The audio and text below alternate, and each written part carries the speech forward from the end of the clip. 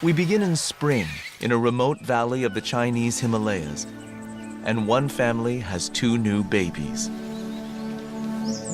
One has an ideal childhood and is nurtured. The other struggles after his mother abandons him. For 2 years, the crew follows the brothers. I've been here for a couple of hours now, just waiting for the monkeys. Enduring impossible terrain and extreme weather. Now we're up at the top of the mountain, 4,200 meters up. To find out how the families push apart and then pull together in one of the highest forests in the world, in the mystery monkeys of Shangri-La. Hidden in the Himalayas in China are the Snow Mountains.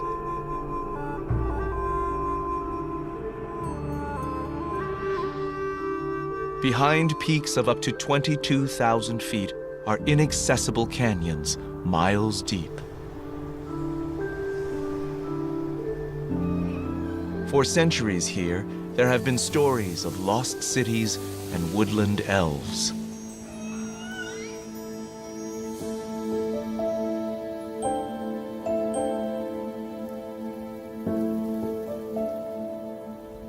The northeast corner of Yunnan province is cut off from the world by its formidable geography. Here, the eastern end of the Himalayas is sliced through by huge rivers. The Nujiang, the Mekong, and the Yangtze form 1,000 square miles of isolated mountains and forests. Chinese scientists arrived by mule train in 1960, looking for an animal known only from skins and thought perhaps extinct. They returned with news of a large mountain monkey, a living yeti.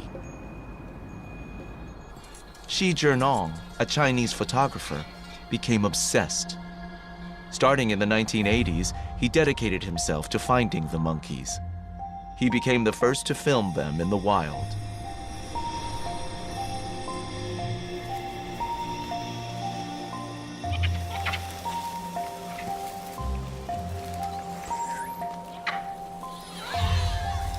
There are only a few thousand Yunnan snub-nosed monkeys. They are gentle, with odd-looking noses and prominent forelocks.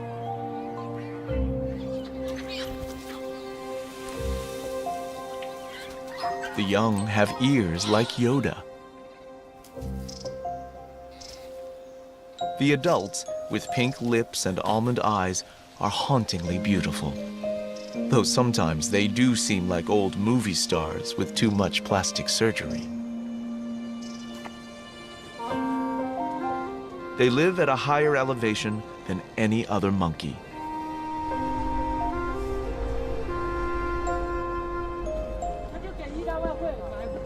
It's 30 years later, and ᴍᴏᴜᴜ has hired a new team. The expedition has 2 young cameramen, 6 porters, 3 rangers, and a scientist. They cross mountain passes at 14,000 feet. The oxygen level is almost half.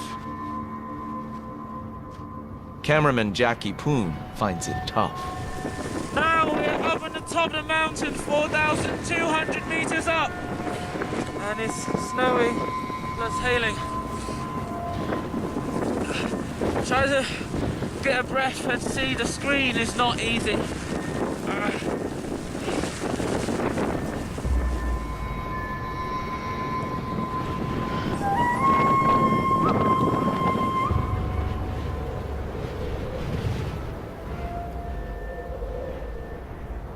Behind the passes are valleys. As the team descends, the temperature rises. They find an enchanted garden behind mile-high walls. Jackie Poon can hardly believe it.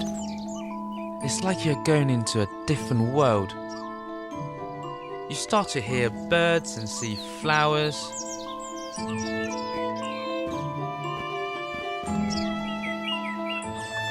It's magical.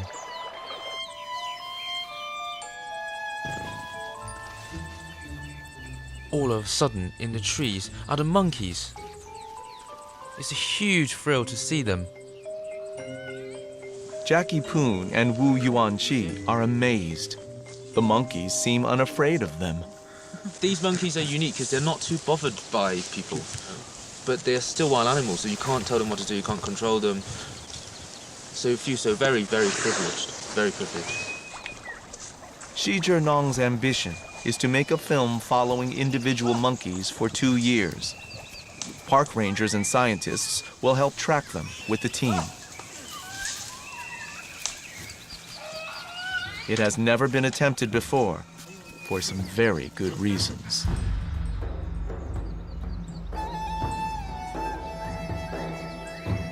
Covering impossible terrain are the last remaining troops of Yunnan's snub-nosed monkeys in the world.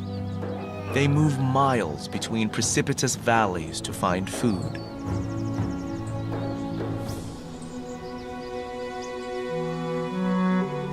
One smaller troop is easier to follow. There are 8 families in this troop, each with a male and several females and their young. By March, after months of waiting, the team sees one of the 8 families with a newborn.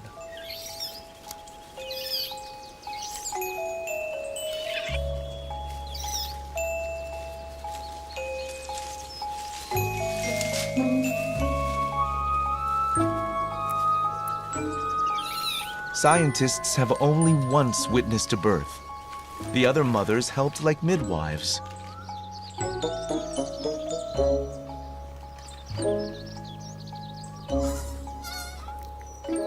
The new baby is not alone. The family has 2 arrivals, 2 half-brothers.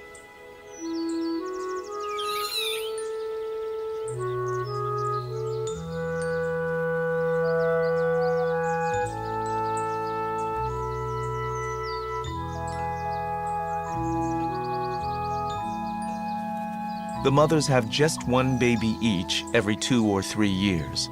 It's too harsh here to support more. The other mothers and the father need to help. In a family of 6 adults, these 2 half-brothers should both be well looked after.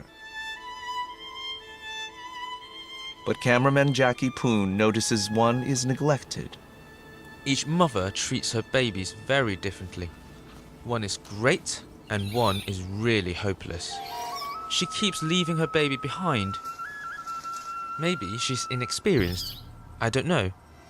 It's like she can't really believe that she's a mother now.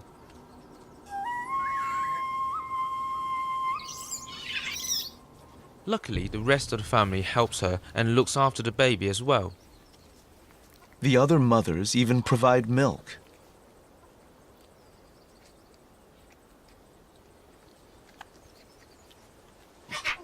After a few weeks, his mother still isn't coping.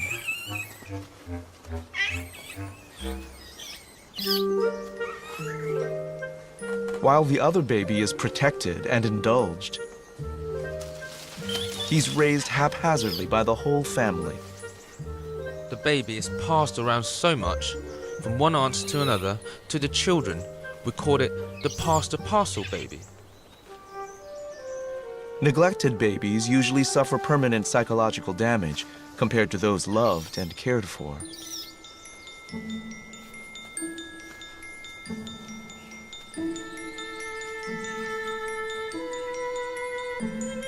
But scientific studies also show that a few of those that survive can become tougher and braver.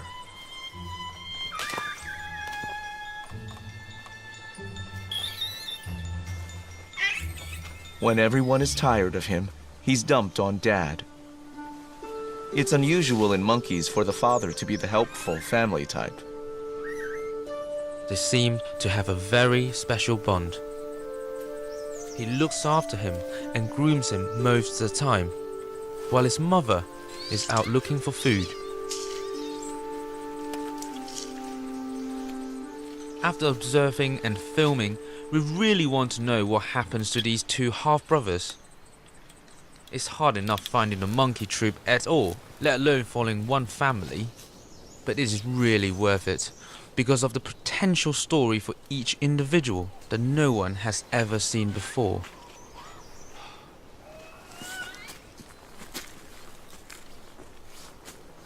The monkeys' lives are part of the wider story of the mountains and the isolated people who live here. The whole area has hardly been filmed.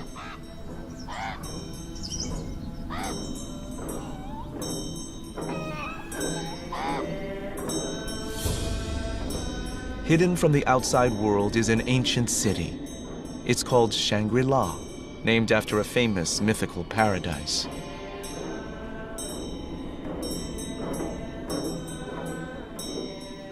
Prayer flags and burnt offerings are made by Tibetan Buddhists. They believe that all mountain life is like a family, and that people and animals need each other, even become each other after death.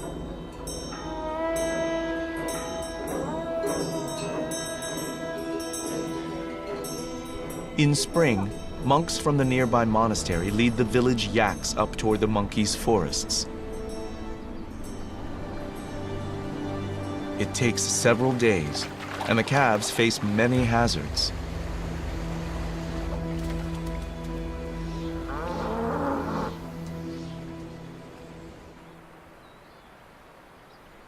They are heading for mountain meadows. The monks will live at 13,000 feet for a few months in some of the highest human homes on Earth.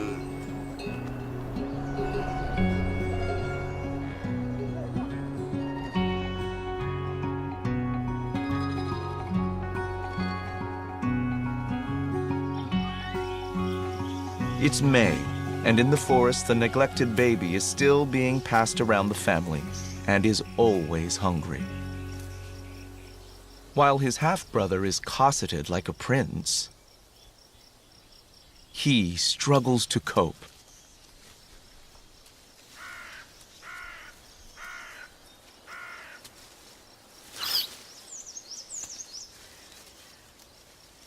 Scientists call determination like this stress-inoculated resilience. One gets everything he needs, except freedom. For the other, neglect becomes a new adventure.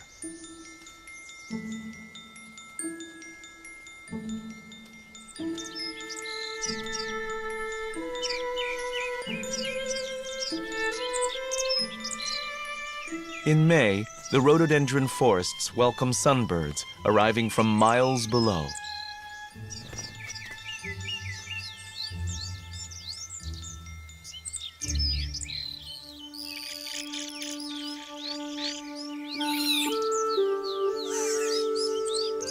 ᴍᴏιλᴜᴜ make lichen nests lined with monkey fur.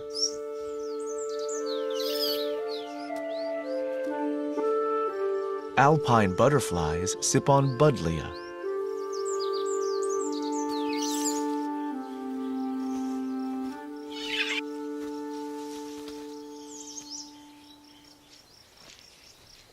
The little adventurer ends up again with his Zen-like father. These family monkeys are exceptional in the time that they give to each other.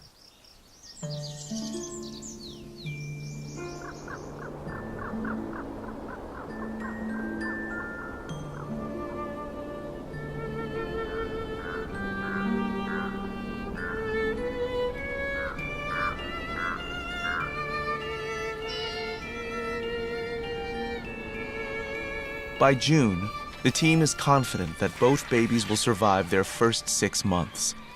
They have time to focus on the wider troop. Snub-nosed monkeys can travel many miles a day for food.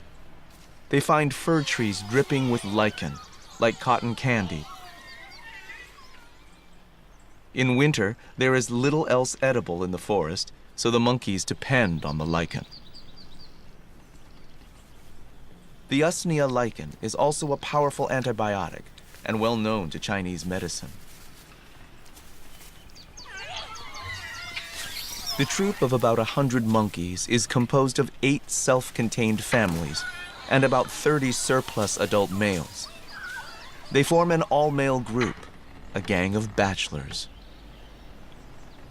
A big male stands out. He is injured in one eye, with a scar falling like a tear from the other.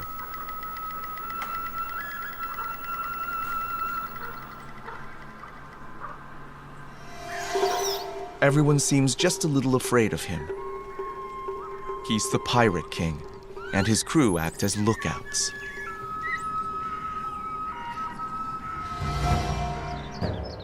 One day, the team sees what they are watching for. Over the mountains comes a massive 500-strong troop. Wilder, with no rangers and scientists with them. Several have lost limbs, probably in snares set for deer.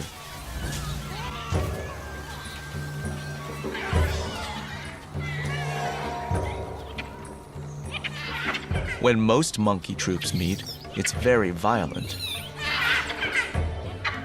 Outnumbered by 5 to 1, our group hasn't a chance in a fight. They move to the ground, where they're faster. A few males discreetly swap sides. The younger females eye the neighbors with interest. Despite the tension, this isn't a battle. The troops mix, displaying. This is more social, like a recruitment drive, with some speed dating.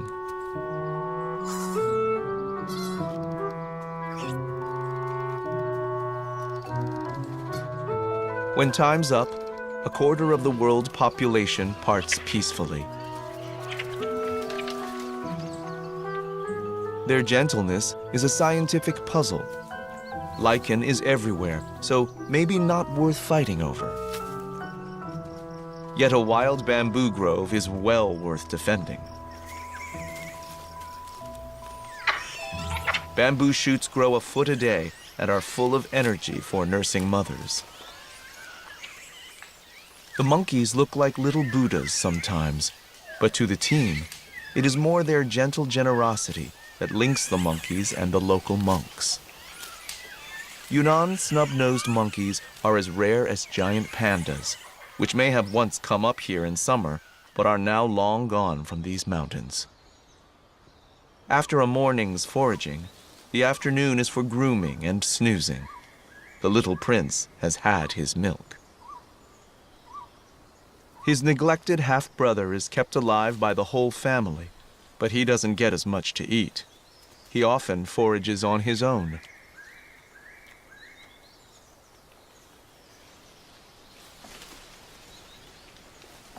The monkeys eat over 30 different plants, and he's learning them by himself, like a street kid teaching himself to survive. While the mothers nod off, the cosseted prince makes a bid for freedom. The two half-brothers play. Their games include hide-and-seek and ambushing each other, and showing off their gymnastics, and making sure no one else gets any rest.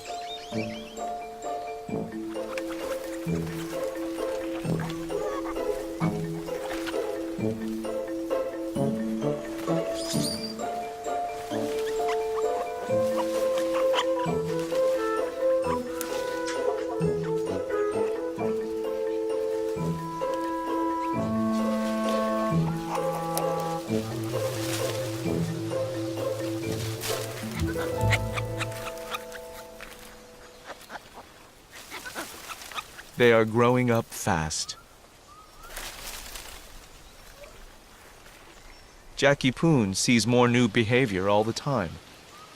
Sometimes in the afternoon, after snoozing, the younger monkeys will go with a group of adults, particularly from the all-male group, to go and explore the forest.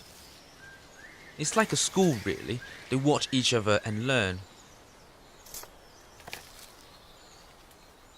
This temperate forest is one of the botanically richest in the world, with thousands of species.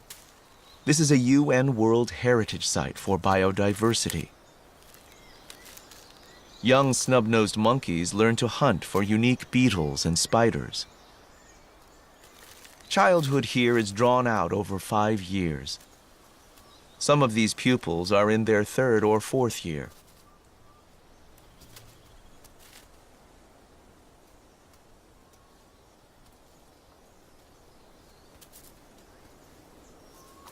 In theory, none of this rich diversity should be here.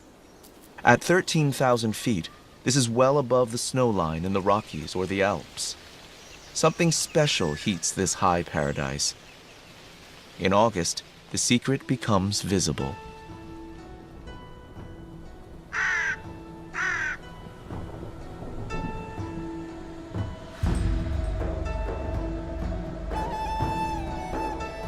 Warmth flows up from the jungles below, thanks to a quirk of geography.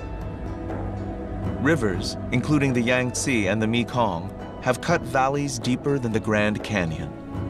Air funnels from Borneo and India, as through central heating pipes. Below the Himalayas, a few hundred Asian elephants live in Yunnan's river valleys. These Chinese survivors drink snowmelt from the forested peaks above.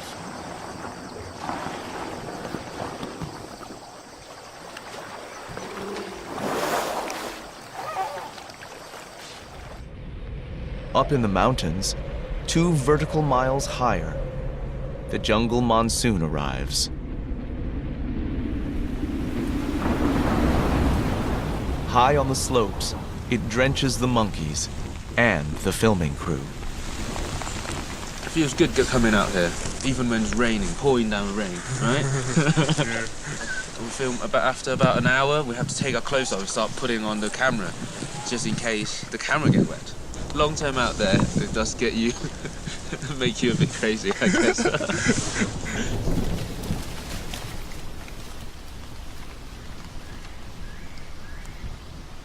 Fruit, like Himalayan dogwood, and cousins of lychees and kiwi fruit, and countless berries, all ripen.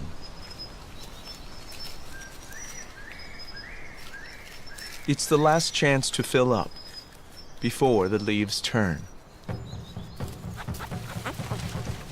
The 2 brothers, now 6 months old, are best friends, but their world is changing fast.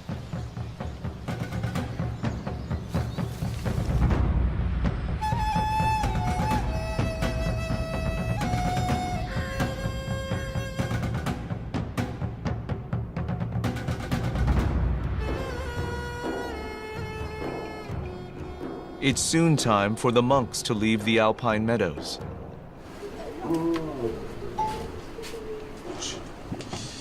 With help from their neighbors, they are making yak butter, churning and cooking.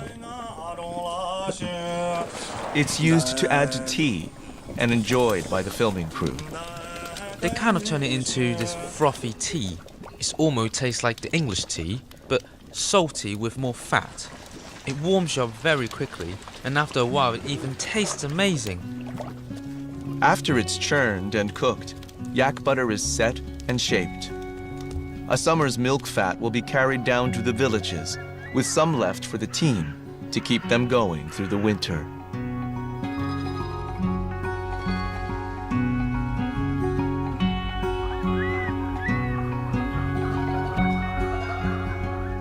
In the thin air, the temperature drops alarmingly fast. The filming expedition will follow the family despite the increasing cold. The rangers and scientists camp wherever the monkeys lead them. Finding a monk's hut is a rare luxury. What a long hike today. It's been... how long has it been? 7 hours? 7 hours, I think. We have hired about 8 people. That's why and 4 rangers on top, just to carry probably half a ton of equipment. So tomorrow we're going to send out the rangers to check out the monkeys, to track the monkeys down. It's quite a hard day today. The weather is not good, and we didn't find the monkeys.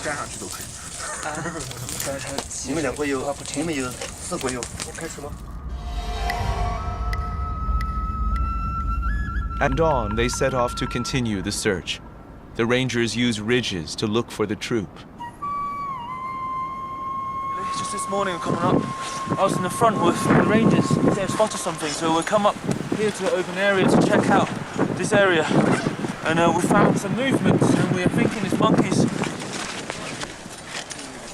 So we pretty much ran over here. You know, it couldn't be anything else ruffling around the trees, so quite lucky.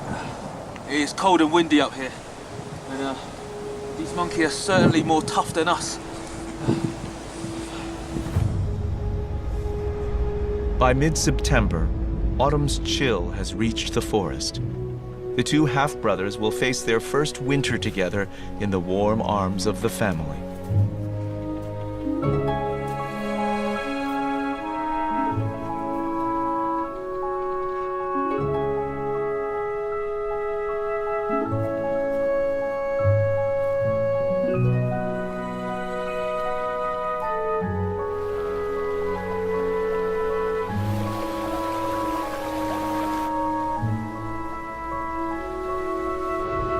Just behind the peaks is the Tibetan Plateau, high, flat, and freezing. Wild yaks eke out an existence. Chiru, an antelope, live higher than any other. Alongside are kiang, a wild ass, cousin of the ancestral horse. This freezing plain now controls the monkeys' lives, as the monsoon did from below only a month before.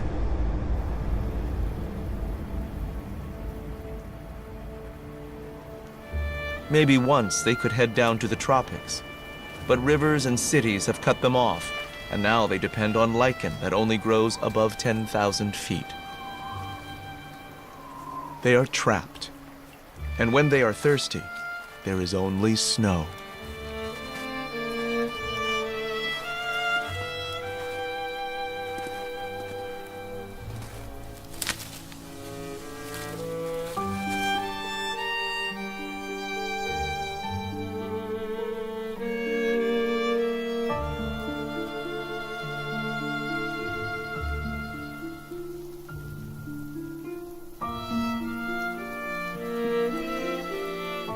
Each family remains distinct within the troop, nestling close together. The prince and his half-brother are at the heart of the huddle. There are dangers here, much worse than the cold. The all-male group is restless. The leaders would like to have wives and children to keep them warm, and plan a midwinter rebellion. The violence, when it comes over 2 nights in January, is all the more shocking from these gentle monkeys. The battle-scarred bachelor king leads a rare attack on our family in order to steal the females.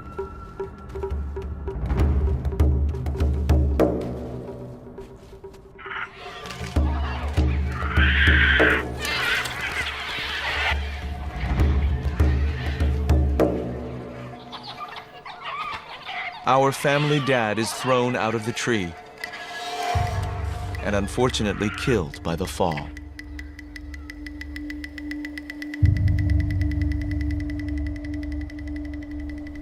The scientists found his body a few days later. He was a great father and looked after the baby very well. It was such a sad moment for us, for the whole team filming the monkeys.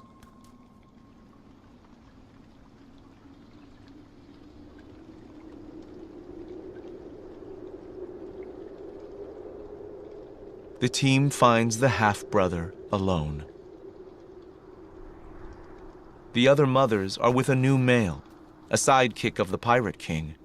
The little prince is in there, being comforted. But his mother has probably gone off with another male, leaving her baby behind. He's truly an orphan now, and the new male wants no part of him.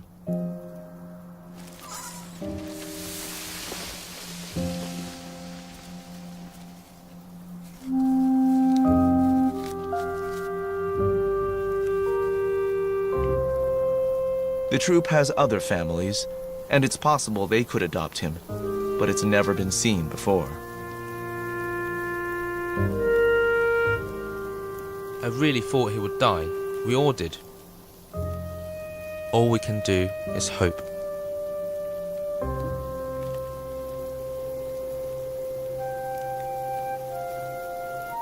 When things seem at their worst, life sometimes surprises you.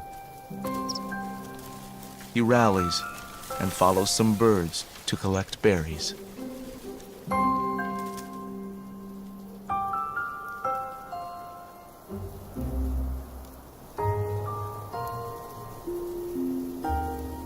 The monkeys are not the only ones influenced by hardship. Buddhism was founded across the Himalayas under the shadow of the harsh mountains. The monks believe that life is delicate, interconnected, and we should care for it all. On the edge of the forest, the monks are helping a rare pheasant. It's in decline, poached for food. They have bred a small flock, and today they release them with ceremony and prayers.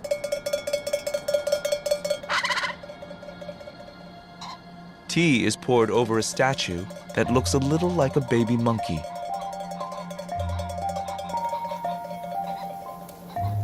Buddhists believe that many animals can be kind. But scientists say that altruism, kindness, is rarely, if ever, seen in animals. These monkeys may be exceptional. I would say if any animal shows compassion, it's these snub-nosed monkeys.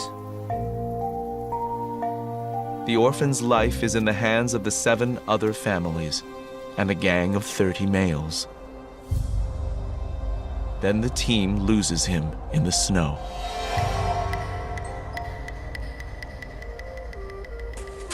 Finding the orphan was really hard, even with 4 rangers who knew most of the monkeys by sight.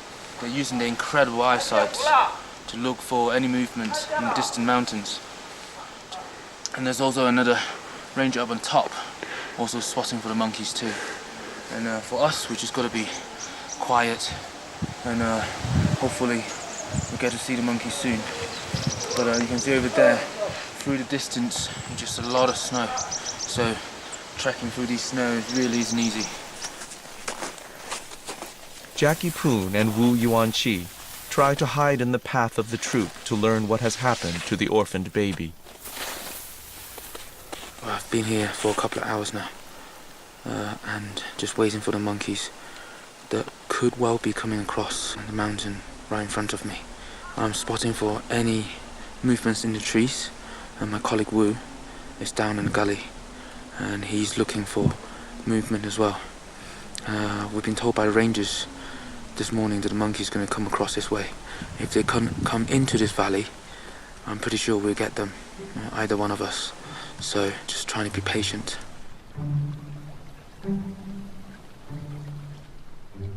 I'm so happy when the monkeys come by, and I find the orphan on his own.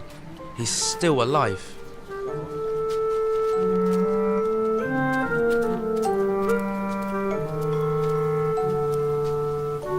He seems to be searching for food, or his half-brother, or his mother. The team sees him approach other families, ones they've never seen him with before. The families seem willing to adopt him. In most monkeys, adoptions are by blood relatives and infants beg to join them. These families seem to accept him already. Maybe he spends the colder nights with them. Yet he soon leaves. His independence is extraordinary.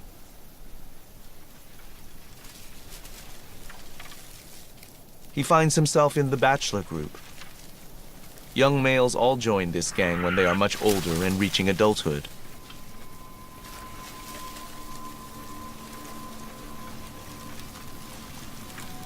The bachelors can be dangerous, particularly the battle-scarred king. The scientists know he led the fatal midwinter attack.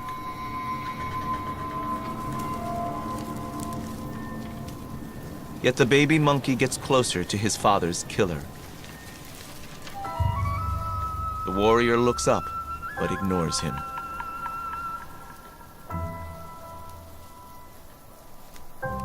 Through March and April, the team are able to stay with the solitary juvenile more easily. I'm filming one day when an abandoned orphan spots his mother. It's the first time as far as I know.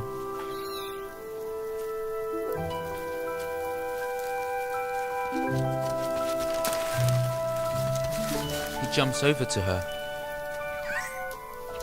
She hasn't got any milk for him. They hug for ages.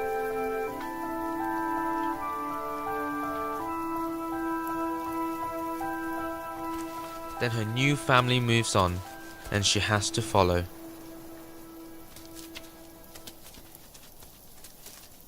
He just sits there, abandoned all over again.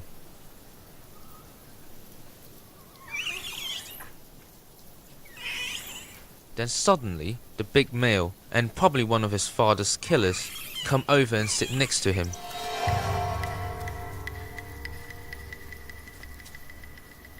It's like the big bachelor is being thoughtful. He offers comfort and friendship. That was the moment I thought, whoa, these monkeys are not like animals at all. To the team, it's a turning point. The abandoned baby has some surprising friends. They're unlikely to be close relatives. And there's not much a 1-year-old can offer in return, yet for the moment the big bachelors seem protective. Until one day, the scar-faced leader chooses a tree that makes it impossible for the little one to follow.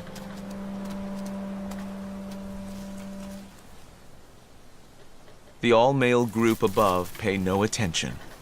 Maybe they've had enough of their little mascot.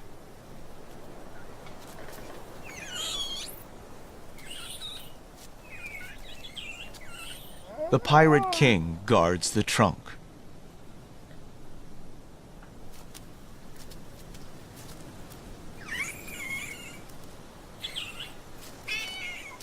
Then, a hand reaches down. The heart of a killer seems to melt. For the crew and the scientists, it's a remarkable moment.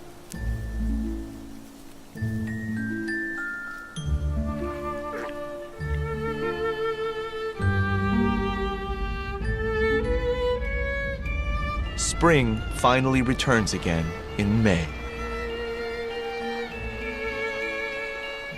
The monks and their yaks have returned to the high meadows. It's a disappearing world of milking, churning, and cooking. Neighbors discuss how the monks and monkeys can be part of a modern China while drinking tea enriched with yak butter.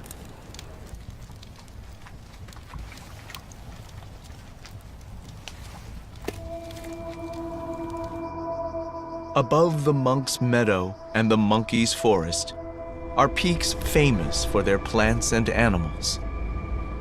There are Himalayan blue poppies and snow lotuses, a plant with fur that's visited by hairy mountain bees. There's even a Parnassius butterfly that walks between flowers to stay out of the wind.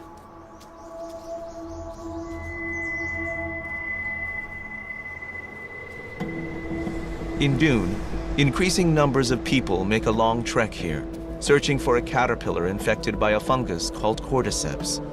It's been discovered to be a remedy for cancer. The trade in medicinal plants is lucrative, and the mountains are picked clean.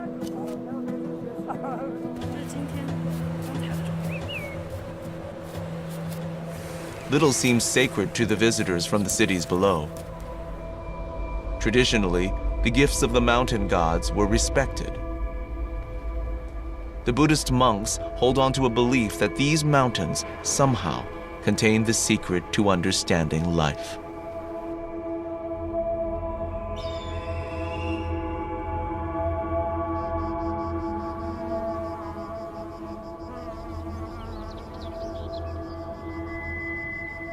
In a rhododendron glade at 13,000 feet, our lone youngster dines on flowers. Rhododendrons are generally poisonous, but he's discovered the flowers contain nectar. Sitting by himself, he watches his old family nearby. His half-brother, the prince, his old playmate, is there having a tantrum.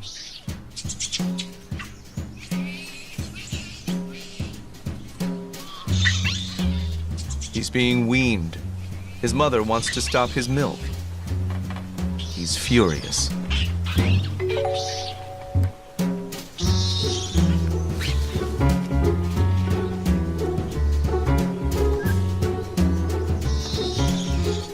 It's a battle of wills, but his mother seems determined.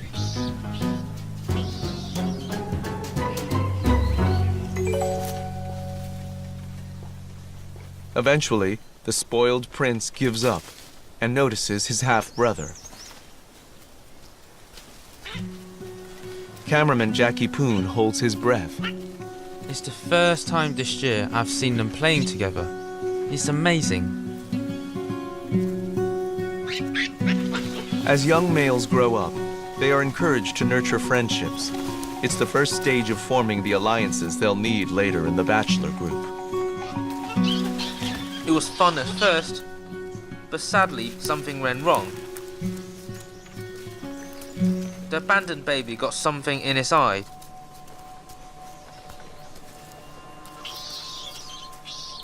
He was blinded temporarily, and his playmate ran straight back to his family.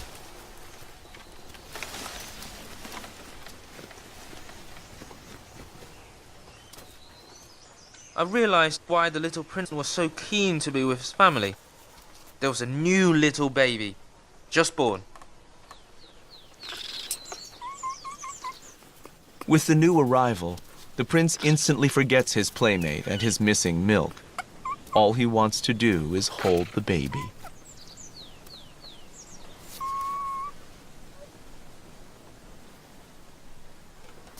Over the next few days, he pesters and waits for his chance. Then, one wet afternoon, he gets it.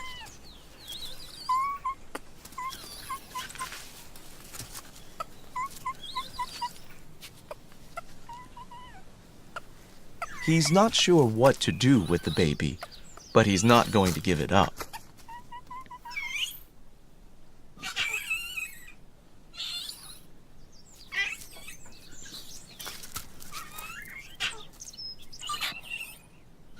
The newborn's hard to manage, more than he can handle.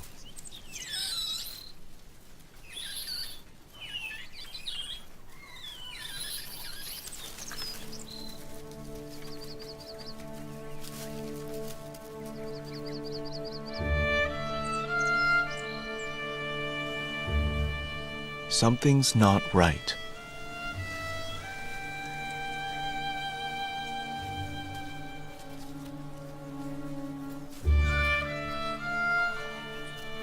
Panic seems to sweep over the mothers.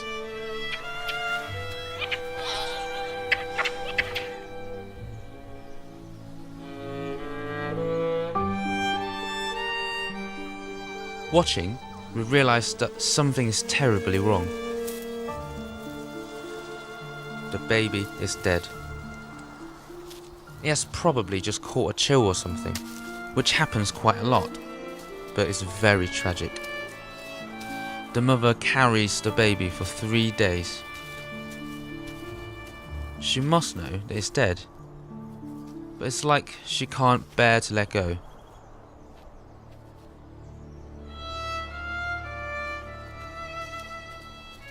She finally lays it in the leaves on the forest floor.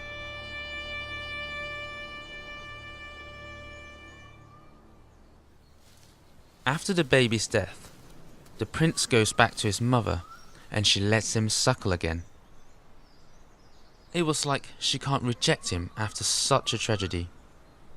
He seems very precious to her and to the family. The abandoned orphan is once again forgotten and will return to the edge of this monkey society.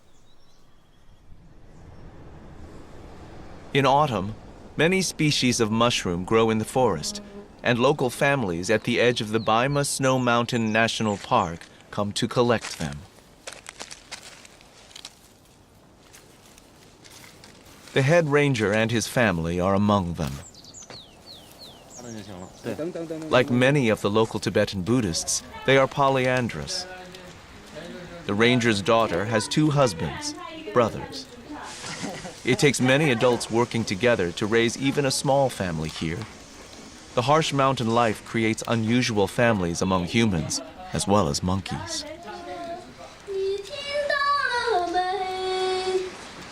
Traditional entertainment competes with television these days. On TV are the hidden forests and monkeys, famous in China, and Xi Jinping's campaign to take on developers and create the reserve. The commentary tells of the forest elves that are fearful and have nowhere to go.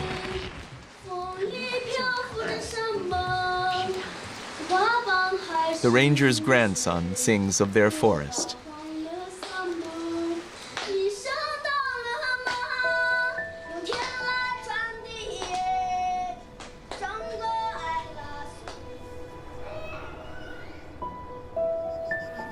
In summer, the meadows are full of flowers. For over 100 years, Western plant collectors have brought back azaleas and primroses, snow lotus and poppies, irises, orchids, and rhododendrons from the Himalayas for our gardens. At the edge of the meadow, the outcast watches.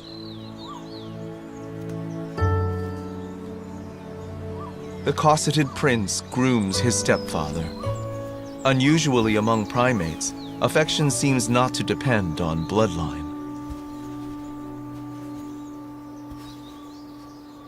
The forgotten friend sees the little prince move to his mother for milk. But she refuses. Once more, he is furious. His dance of frustration is ignored by all, except the little orphan, his half-brother. Everyone else just wants to snooze.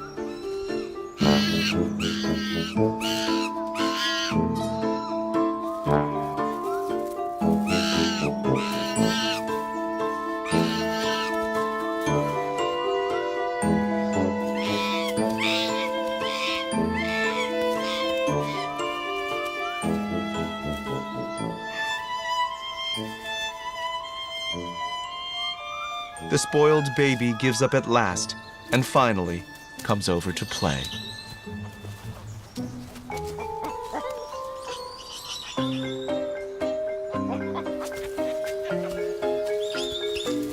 The 2 half-brothers tussle together, rediscovering a friendship.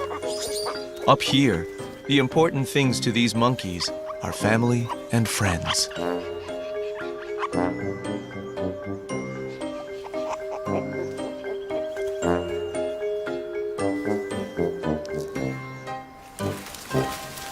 They return to the trees to play there.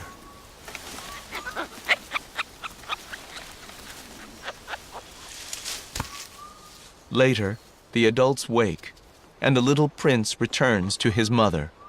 She still refuses him milk. It's time to grow up.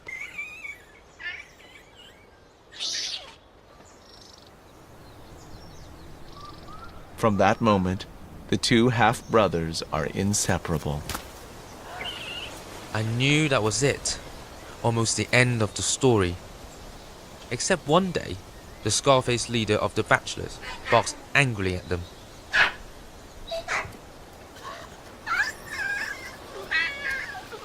He sits down beside them. The bachelor king seems to accept them into the gang. I'm so happy for them. Some of the older males are brothers here too. Their lives have finally come together. After so much hardship, the rest of their lives must surely be easier. They are still here, growing up. Like a chill, civilization is creeping around the mountains, pushing the monkeys higher and into a smaller area. ᴍᴏⴜ life's work to save a rare monkey is not over. But now, the monkeys are famous here as symbols of friendship and kindness.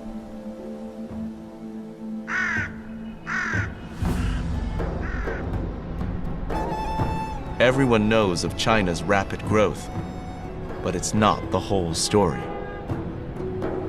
What I want to tell people internationally is to let them know that we are doing something here. We're doing good things here, and we're trying to make a difference.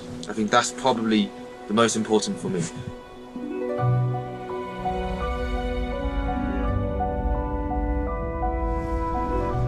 The local monks believe that life flows between us all like smoke. Anyone who is lost, they say, needs help and kindness and a chance to find their way back. Even a little monkey.